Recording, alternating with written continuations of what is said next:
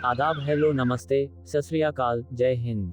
तो दोस्तों, जैसा कि हमने आपसे कुछ वक्त पहले कहा था कि हम आपके सामने लाएंगे मूसा बाग पर कंप्लीट वीडियो। इससे पहले के वीडियो को देखने के लिए डिस्क्रिप्शन में लिंक दिया हुआ है, आप उस पर क्लिक करके देख सकते हैं। तो दोस्तों, आगे बढ़ने से पहले हमारे चैनल को सब्सक्राइब और लाइक करना ना भूलें। आइए जानते हैं मूसा बाग की क्रांति की कहानी। ये बाग नवाब अज़मुद्दौला ने तैयार कराया और नवाब सादत अली खां की सैरगाह खास करार पाया गया। यहाँ जानवर लड़ाए जाते थे। मूसा बाग इस चमन को क्यों कहते हैं, इसकी वजह में दो राय अहले कलम की हैं। पहली वजह ये बताई गई है कि नवाब आसिफुद्दौला की सवारी में एक रोज घोड़े की टाप से चूहा मूश कुचल गया। आपने बदर्श गुन समझते हुए इसके दफन का हुक्म दिया, इसलिए इसका नाम मूसा बाग पड़ा। दूसरा बयान यह है कि मूसियो मार्टिन इंजीनियर फ्रांसीसी ने बाग का नक्शा बनाया था, इसलिए ये नाम हुआ। इस वक्त ये जगह वीरान है। गदर 1857 ईस्वी के शोले इसी जगह से भड़के। हुकूमत अवध कब्जा करने के बाद अंग्रेजों ने यहाँ छावनी बनाई थी और नवाब सादत अली खां का तामीर करदा महल ट्रेनिंग सेंटर था।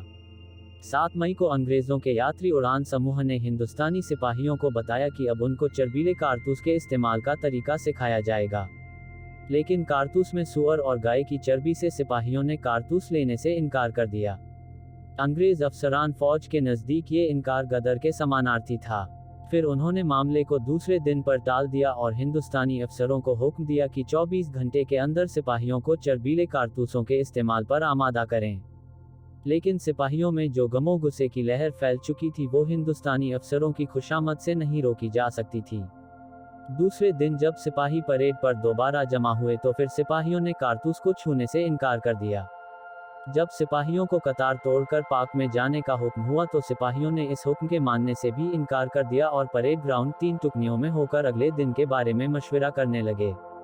पूरा दिन इसी तरह गुजरा। शाम को उन बागी सिपाहियों का खत पढ़ा गया जिन्होंने लखनऊ में अंग्रेजी फौज कैंटोनमेंट मड़ियाव के हिंदुस्तानी सिपाहियों को लिखा था। 7वें रेजिमेंट के सिपाहियों ने दूसरे हिंदुस्तानी सिपाहियों से मदद की अपील की थी और कहा था कि वो दीन और धर्म के वास्ते अंग्रेजों का विरोध कर रहे हैं और उनको उम्मीद है कि दूसरे हिंदुस्तानी सिपाही भी इस लड़ाई में उनकी मदद करेंगे। खत के पकड़े जाने के बाद अंग्रेजों को ये खतरा हुआ कि कहीं ये आग फैल ना जाए। अंग्रेजों की खुशनसीबी से 7वीं रेजिमेंट का ये खत कैंटोनमेंट पहुंच भी ना पाया था कि अंग्रेजों के हाथ आ गया।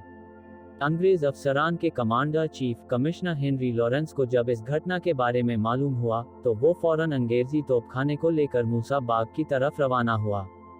रात हो चुकी थी, चांद महीने की शुरुआती रातें थीं और मूसा बाग का महल चांद की रोशनी में नहाया खड़ा था। ये चांदनी रात अंग्रेजों के लिए नेमत हो गई। अंग्रेज फौज ने 7वीं रेजिमेंट के परेड ग्राउंड को 3 तरफ से घेर लिया और इनके सामने दाहिनी और बाईं तरफ तोपें लगा दी। सिपाहियों को मैदान में हाजिर होने का हुक्म हुआ और जब सिपाही जमा हो गए तो अंग्रेजी तोपची हाथों में मशालें लेकर खड़े हो गए। अंग्रेज इतिहासकार के बयान के मुताबिक सर हेनरी लॉरेंस बागी सिपाहियों के सामने भाषण देने के इरादे से आगे बढ़े ही थे कि एक अंग्रेज तोपची ने तोप को महताबी यानी आग दिखा दी। गोला चला और कई सिपाही जख्मी होकर मैदान में तड़पने लगे। तोप चलते ही सिपाहियों ने भागना शुरू किया। अंग्रेजी फौज के घोड़े सवार दस्तों ने उनका पीछा किया और भागने वाले सिपाहियों को घेर घेर कर लाना शुरू किया। रात भर ये सिलसिला जारी रहा। सुबह होने से पहले सभी बागी सिपाही गिरफ्तार हो गए। दूसरे दिन कोर्ट मार्शल की कार्रवाई शुरू हुई। इस इमारत को गोला बारूद के गोदाम के तौर पर इस्तेमाल किया गया। अपनी तामीर के 53 साल के बाद इस इमारत पर इम्तिहान की घड़ी आ गई। अंग्रेजी हुकूमत के खिलाफ बगावत के दौरान इस महल पर गोला बारूद से हमला हुआ और ये महल जंगे आज़ादी पर न्योछावर हो गया।